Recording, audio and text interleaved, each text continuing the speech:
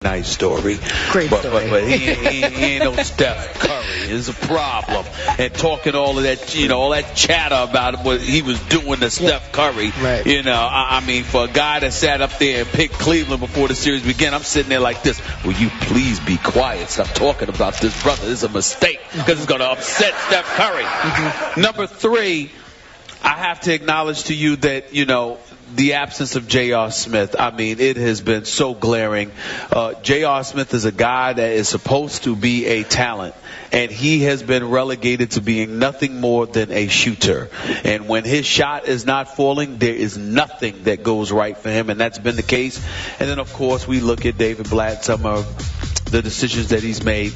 How does Timothy Mozgov go from registering 28 and 10 in Game 4 to playing 9 minutes in Game 5? It makes absolutely no sense whatsoever, particularly when you consider the fact that even Mike Miller and James Jones played more minutes than your 7-1 center, who's got some skills. I understand that Steve Kerr and the Golden State Warriors have been brilliant in terms of electing to go small. They've been playing small ball. We understand that. Their biggest player on the court at times has been Draymond Green. We get all of that. But at the same time, you can't run with them anyway. So why not try to change it up? Why not try to make them play your style by banging, getting physical, getting the ball inside and doing some damage? Unfortunately, that's not something they've elected to do, and that's why they find themselves down 3-2. It's a collection of things that are going on. It's not one thing, but those are just some of them. You made a whole bunch of points. I'm going to leave the Mozgov point for a few minutes from now. I'm going to go back to my takeaway from last night. Obviously, I picked Golden State to win this in 7 games. Yep. And I thought last night was a very weird basketball game because I'm going to remind everyone, with 4 minutes and 24 seconds left in that game, LeBron James had a point-blank jumper over Iguodala, right in the lane, just point-blank, 7 feet away, and it hit the back iron. If that goes in, it's 86-86. That's 4 minutes and 24 seconds left. LeBron had the pace in his favor. He had the low score in his favor. And it felt like to me, with 4:24 to go, LeBron had his team in perfect position to steal yet another game at Oracle. Right. And what happened from that point forward? Iguodala then goes down to the corner, the opposite corner, and hits a huge three-point shot. I thought that was the biggest shot of the game. Then LeBron doesn't box out on the next possession, and Iguodala gets an easy putback. All of a sudden, it's a 5-point game. It wasn't until that point that Steph, who again is my favorite player in the league, went absolutely nuts on Delly. But it's a 7-point game at that point. And by the way, Delly did, I don't know how you could play better defense than he did on Steph on every shot that Steph made. I thought Delly mirrored him at the best he could play, got a hand in his face. When Steph is on, Steph is absolutely unstoppable. And when he found it last night, late, now they're all burial type points because it's already a 7-point game, then it goes to a 10-point game, and he scores those last 10 points. And all of a sudden, very misleadingly, that game turns into a 13-point, what felt like a blowout at the end. And again, 4:24 left. It was a close game. So my point is, the Cavs broke down, allowed 3 straight offensive rebounds in that stretch, which is unlike them because that's what they usually do to the other team. That was uncharacteristic to me. So my point is, as Cleveland goes home, I think Cleveland still has a lot of confidence it can win Game 6 and get it back here. I do think they do because, hey, you had them right where you wanted them last night. Am I right? Yeah, you're absolutely right. But what I'm trying to say to you is that to me, yes, they do have the confidence to win Game 6, and that's a story. That's a subject we'll broach as the show progresses today.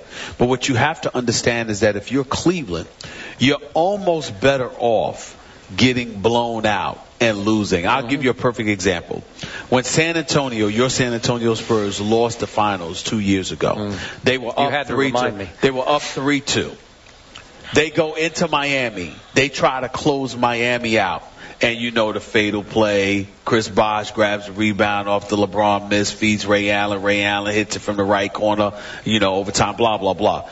What I'm saying to you is that one of the reasons why so many folks were confident that San Antonio would lose Game 7 is because, figuratively speaking, they had emptied the chamber. Now, obviously, they didn't because they competed in that game too in Game 7 and had Tim Duncan hit a shot in the lane, a hook in the lane. You know, very well may have been a different story.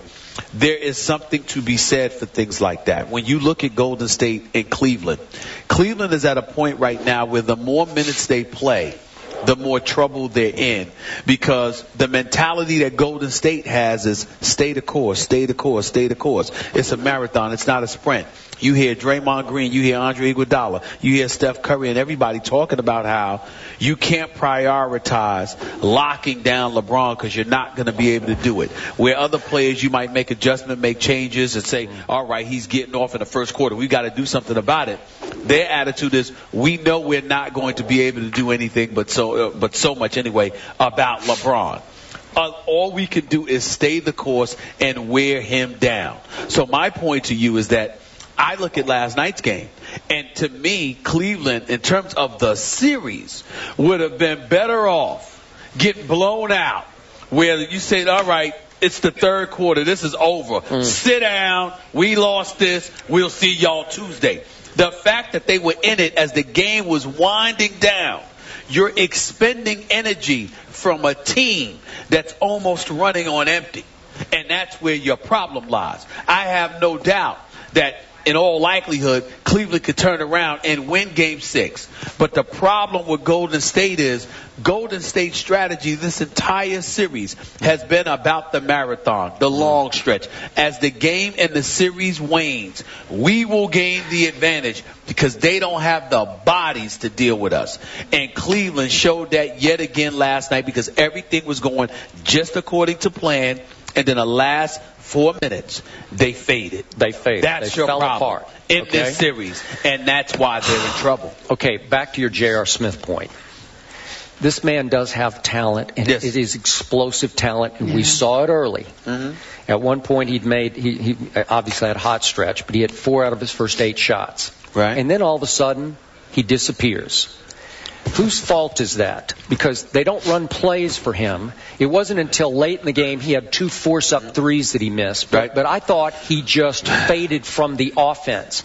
I was surprised they didn't feed the hot hand faster than they did, because off his hot stretch, there was 5 minutes that elapsed before he even got another shot. So he's not featured in the offense at all. It has to come on the fly. That's fair, and that's a coaching issue, no question. But I am not letting J.R. Smith off the hook, and I'm going to tell you why, the biggest reason why.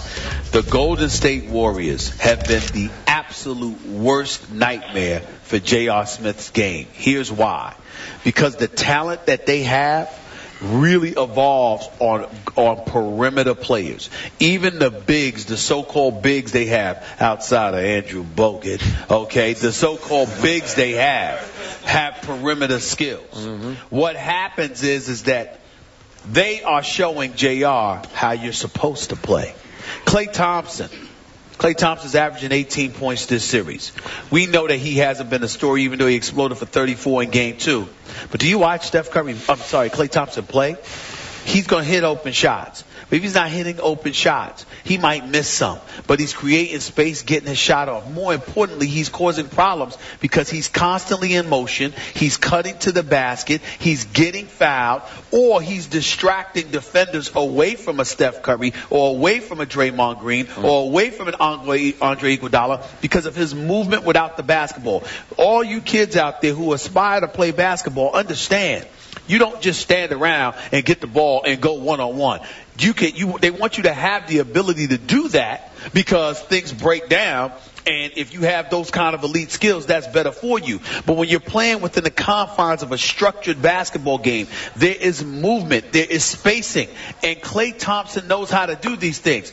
J.R. Smith has been exposed as an individual who has talent, who can take you one-on-one sometimes, whose handle isn't great, but he can shoot and he can hit big shots and contest the shots. The problem is there's more to NBA basketball than just spotting up and shooting. If J.R. Smith moved without the basketball, the way that Klay Thompson moves without the basketball, J.R. Smith could go to the free throw line, y'all. He could score from the free throw line. If he got there, he never gets there. You know why? Because J.R. Smith is busy jacking up shots. That's it. And what I'm saying to you is that you have to be able to know how to move without the basketball. And the crime in all of that, he's been in the league long enough. He's supposed to know better. And I'm looking at other guards that are doing the kind of things that J.R. Smith has the ability to do.